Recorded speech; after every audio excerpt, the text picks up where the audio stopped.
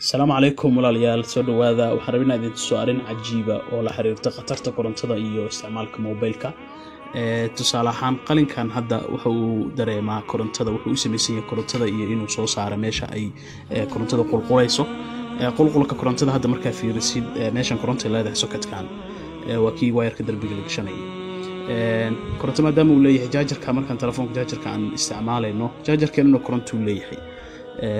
fiilada meel walba markii hadda laga saaro koronto leedahay mobilka markuu kaliya yahay koronto ma lahan qalinka ma uu ifayo marka aragtaan ifan hadii la daaro xitaa marka waxa halkan ka arkaysaa tusaale markii la geliyo seebo uu noqonaya marka qalinka soo qabo hadii la saaro mobilka ay koronto leeyahay waxana macquul inaad isticmaalaysaa ama ku hadlaysid koronto leeyahay waxa taa ka sii dana subhanallah markii mobilka gacanta ku haysatid gacantaada fiiri gacantaada lafteeda koronto qulqulkeedii uu saameynaya jirkaaga gacanta kala fiiri marka waa maasantiin walaalayaal ciladaas waxa u baahnaynaa maaragtay aad insha Allah iska ilaalisaan walaalihiina gaarsiiyo insha Allah